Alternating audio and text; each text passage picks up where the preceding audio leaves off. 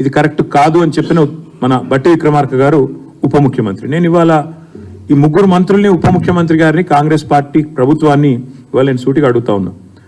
ప్రజల నుంచి 20,000 కోట్ల రూపాయలు తోలు వలిచి వసూలు చేయడానికి మీరు వేసిన ఎత్తుగడ ఇది కాదా? మీరు చెప్పిన మాటల్లో విశ్వసనీయత ఉంటే, మీరు ఆనాడు ప్రతిపక్ష పార్టీగా మీరు చెప్పిన మాటల మీద మీకే విశ్వాసం ఉంటే, ఇవాళ మరి ఈ రకమైన ఎల్ఆర్ఎస్ కార్యక్రమానికి మీరు ఎందుకు తెరదీశారు? మార్చి 31 లోపల ఖచ్చితంగా కట్టి తీరాలి అని మీరు ఏదైతే చెప్తున్నారో ఇది మరి ఎంతవరకు సమంజసం మీరే చెప్పాలా. ఎందుకంటే ప్రభుత్వంలో లేనప్పుడు, ప్రతిపక్షంలో ఉన్నప్పుడేమో ఫ్రీగా చేస్తామని చెప్పి ఊకదంపుడు ఉపన్యాసాలు ఇచ్చారు, ప్రజలకు అబద్ధాలు చెప్పి అధికారంలోకి వచ్చారు.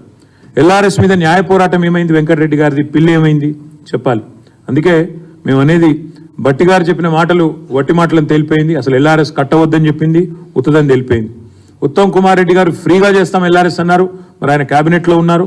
ఇవాళ ఆయన క్యాబినెట్, ఆయన ఏ మంత్రివర్గంలో అవుతున్నారో ఆ క్యాబినెటే ఎల్ఆర్ఎస్ కట్టాలని చెప్తా ఉంది. అదేవిధంగా సీతక్క గారు చిల్లిగవ్వలేదు ప్రజల దగ్గర అన్నారు, మరి వారు కూడా ఈరోజు సమాధానం చెప్పాలి. ఇవన్నీ తప్పకుండా ప్రజల తరపున మేము అడుగుతా ఉన్నాం, తప్పకుండా వారు మరి స్పందించాలని చెప్పి కూడా డిమాండ్ చేస్తూ ఉన్నాం.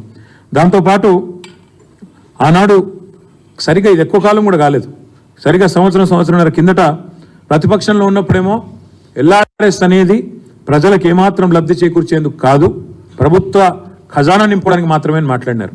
కానీ ఈరోజు మళ్ళీ నాలిక మడతేసి ఇష్టం వచ్చినట్టు ఉచితంగా చేస్తామని చెప్పి, అసలు కట్టవద్దని చెప్పి, న్యాయ పోరాటం చేస్తామని చెప్పి, టీఆర్ఎస్ వద్దు, ఎల్ఆర్ఎస్ వద్దు, టీఆర్ఎస్ వద్దు, కాంగ్రెస్ ఏం వద్దని చెప్పి, ఇవాళ అధికారంలోకి వచ్చిన 2 నెలల తర్వాత 20,000 కోట్ల రూపాయల భారాన్ని మధ్యతరగతి ప్రజల మీద మోపే ఏదైతే ప్రయత్నం ప్రభుత్వం చేస్తున్నదో దీన్ని తప్పకుండా విరమించుకోవాలి. ఫ్రీగా మీరు చెప్పినట్టు ఎల్ఆర్ఎస్ ఫ్రీగా చేయాలని చెప్పి రాష్ట్ర ప్రభుత్వాన్ని మేము డిమాండ్ చేస్తూ ఉన్నాం. ఎల్ఆర్ఎస్ పథకానికి అప్లై చేసిన 25,44,000 మంది ఎవరైతే ఉన్నారో వారందరి తరఫున రాష్ట్ర ప్రభుత్వాన్ని కోరుతున్నాం, ఉచితంగా చేస్తామని మాట ఇచ్చిండ్రు, ఉచితంగా చేయాలి. లేకపోతే ఒక్కొక్క కుటుంబం మీద దగ్గర ₹1,00,000 పైసలకు భారం పడే ప్రమాదం ఉంది. మీరు 20,000 కోట్ల రూపాయల కోసం మరి ఈరోజు వాళ్ళు ఈ రకమైన కార్యక్రమం తీసుకున్నారు. ప్రజల నుంచి ముక్కుబిండి మార్చి 31 లోపల వసూలు చేయాలని ముఖ్యమంత్రి గారే టార్గెట్ ఇచ్చినట్టుగా మాకు సమాచారం ఉంది. ఒక్కొక్క కుటుంబం మీద ₹1,00,000 పైచిలకు మరి భారం పడబోతా ఉన్న ఈ పరిస్థితిని వెంటనే ప్రభుత్వం స్పందించి తప్పకుండా వారు ముందుకు వచ్చి గతంలో ఇచ్చిన మాట ప్రకారం వారు నిలబెట్టుకోవాలి, ఉచితంగా చేయాలని చెప్పి కూడా మేము కోరుతా ఉన్నాం. పేద ప్రజలు ఆనాడు బట్టి విక్రమార్క గారి మాట, పేద ప్రజలు కష్టపడి పోగేసుకున్న ఒక్కొక్క రూపాయిని కష్టపడి కొన్ని ప్లాట్లలో పెట్టుబడి పెడితే దాన్ని లాక్కుంటుంది ప్రభుత్వం. ఇవాళ మరి రిజిస్ట్రేషన్ చేయమని మెడ మీద కత్తి పెట్టిందని చెప్పి విక్రమార్క గారు ఆనాడు అసెంబ్లీలో మాట్లాడిన మాట. అందుకే మేము అనేది వెంటనే ప్రభుత్వం స్పందించి మరి తప్పకుండా ఈ విషయంలో వారి వైఖరిని మార్చుకోవాలని డిమాండ్ చేస్తూ ఉన్నాం.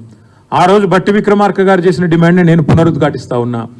రిజిస్ట్రేషన్ ఆల్రెడీ అయిపోయింది, మళ్ళీ ఎల్ఆర్ఎస్ ఎందుకు కట్టాలి? అసలు ఎల్ఆర్ఎస్ కట్టకపోతే రిజిస్ట్రేషన్ ఆపే అధికారం మీకు ఎవడిచ్చిండు అనే మాట ఏదైతే అన్నారో నేను వారిని అదే గుర్తు చేస్తూ ఉన్నా. ఉచితంగా రెగ్యులరైజేషన్ చేస్తామన్న ఉత్తమ్ కుమార్ రెడ్డి గారి మాటలు ఉట్టి మాటలా, లేదా నిజంగా చిత్తశుద్ధితో చెప్పిన మాటలా? తప్పకుండా వారు సమాధానం చెప్పాలి అనే మాట కూడా నేను డిమాండ్ చేస్తూ ఉన్నా. దాంతోపాటు ఆ రోజు ప్రతిపక్షంలో ఉన్నప్పుడు ఒకలాగా, అధికారంలో ఉన్నప్పుడు మరొకలాగా వ్యవహారం చేస్తున్న మీ తీరును కూడా ప్రజలు గమనిస్తున్నారు. 25 లక్షల కుటుంబాలు, 1 కాదు 2 కాదు, 25 లక్షల కుటుంబాలకు సంబంధించిన ముఖ్యంగా పేద దిగువ మధ్యతరగతి కుటుంబాలు మరి మార్చి 31 లోపల మెడ మీద కత్తి పెట్టి కట్టాల్సిందే అని ముక్కుబిండి వసూలు చేసే ప్రయత్నం ఏదైతే చేస్తున్నారో దీన్ని తప్పకుండా నిరసిస్తున్నాము, ఖండిస్తున్నాము. తప్పకుండా క్షేత్రస్థాయిలో పోరాటాలకు కూడా పిలుపునిస్తూ ఉన్నాం.